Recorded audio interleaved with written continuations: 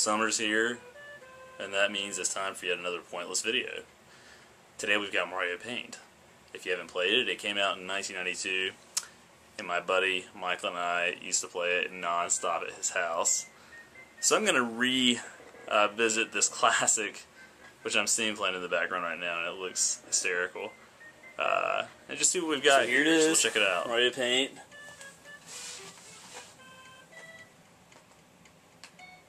It looks, really simplistic nowadays.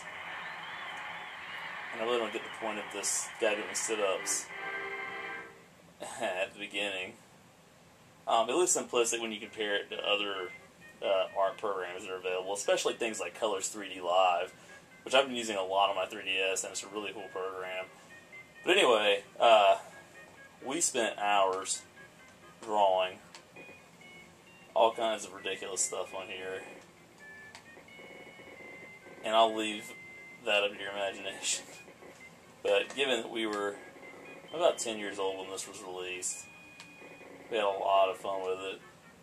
It's basically, as you can tell, a very kind of stripped down paint program.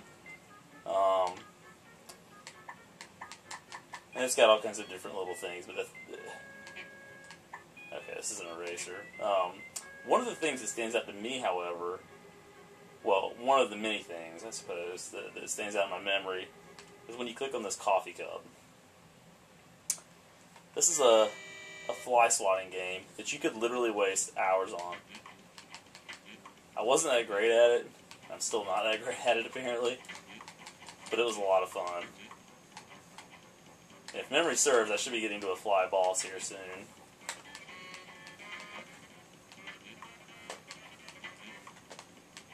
It could be the age of this mouse. It's obviously not as smooth as the mice we have today. This is still working on a trackball, and most things are laser guided now. But you can see how addictive just something like this would be.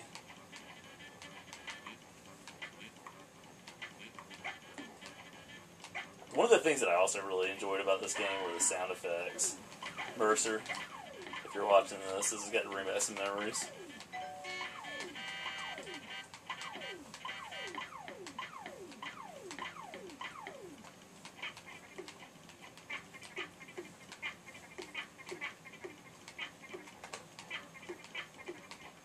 Your hand-eye coordination really actually has to be on point to be able to do this with any kind of speed and accuracy.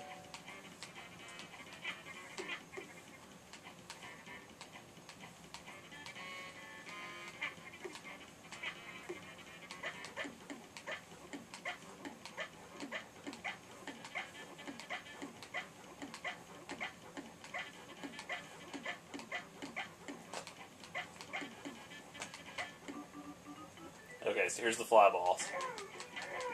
If memory serves, he's basically have to hit him in the middle, I can hit all these things and he's spitting out.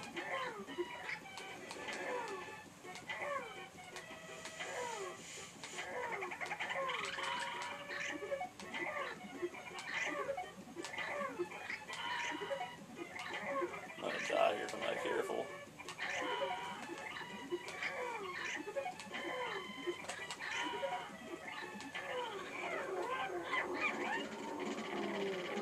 Gotta be honest, I wish that whenever I killed flies around our house it looked something like that. It was a lot less rewarding. One of the things that I really enjoyed about Mario Paint was the fact that you could make your own songs using these cool little Nintendo icons. And kind of sheet music to go along with it. We used to sit and try to create themes from our favorite movies like Jaws and whatever else struck our fancy at the time. This is always kind of provocative. No idea why. But it stands out in my memory as being pretty awesome. And so once you put all these notes together, you can keep experimenting with it, but you can see what you've got.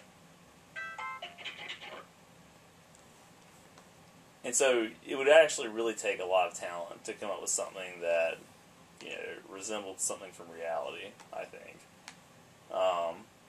And a lot of people, in fact, have found an emulator of this online, have done all kinds of classic songs using it, which I don't know if they've actually recreated it or have simply found some way to take the notes, a program that just transfers over into Mario Paint speak. But anyway, this was another cool thing that they had, and I used to waste a lot of time. So apparently, when you go to save in this is the save screen you get, and it's actually counting down from 100 while little bits of data are transported into this funnel being held by this robot. So it might be one of the slowest save engines I've ever seen, but you know, Super Nintendo, what can you expect?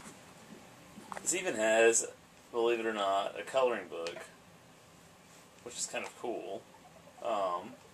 However,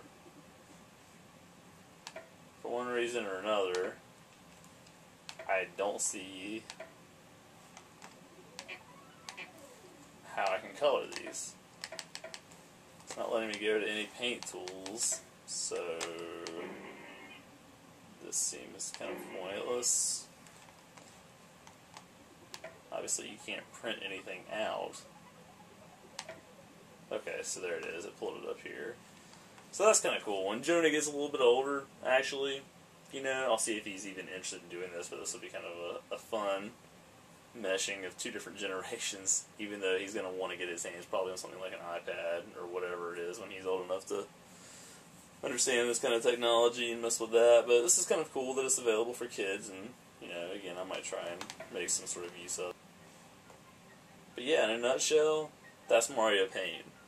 More than anything, it's a great time waster, and that's exactly what my friend Michael and I did with this as a kid. We wasted a lot of time, but it was also a lot of fun, and it was a really kind of innovative, creative program for a home console, which was a rare thing. You didn't really see that, especially in the days of Super Nintendo and Sega Genesis. So if you've never played it, it's definitely worth checking out, if for nothing else than just to sort of have a nostalgia trip and you know, maybe connect with your kids or try to explain to your kids what kind of stuff you played when you were little. To them, it's going to be like Back to the Future 2, and they're going to be amazed that you have to use your hands. It's like a baby's hand.